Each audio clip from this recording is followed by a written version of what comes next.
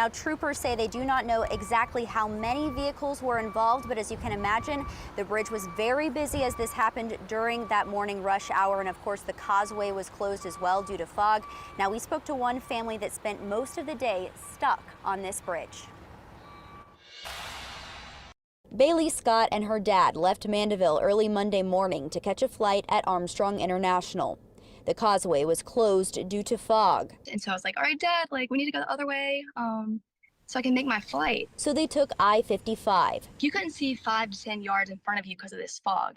And then out of nowhere, this big FedEx truck is in front of us and he had to like swerve out the way. Like the brakes were screeching. This video was shot by Scott's father. Louisiana State Police say there were 3 clusters of crashes on the I-55 bridge. That was a result of fog combined with the smoke from the wildfires coming out of New Orleans. Sergeant Kate Stiegel says calls started pouring in around 9 a.m. There was one vehicle that went over the railing and into the water. Thankfully, that driver was able to get out of that vehicle. LSP said there were 2 fires, including one involving the cab of a tanker truck. It's unknown what material it was hauling. But I do know that it was not a material that was hazardous to the air.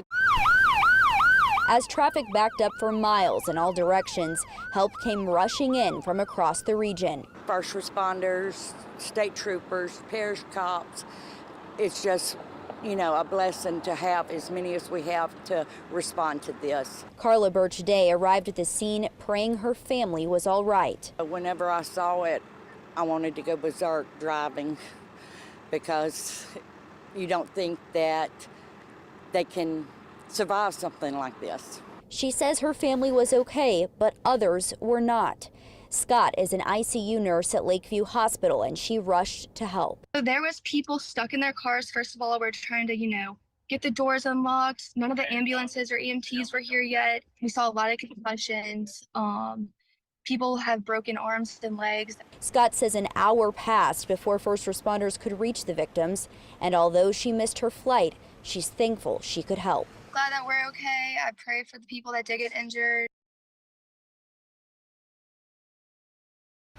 Well, Scott and her father were stuck on this bridge for more than 5 hours. Now, they tell me they're one of the lucky ones that were able to drive off safely without any damages to their cars. But of course, today we've seen a lot of cars, damaged, crunched up on the back of tow trucks driving off today. Now, DOTD does say that the bridge behind me will be closed until further notice. Again, they need to make those bridge inspections, as you mentioned earlier, before they can reopen it. Reporting live, Lily Cummings, Eyewitness News.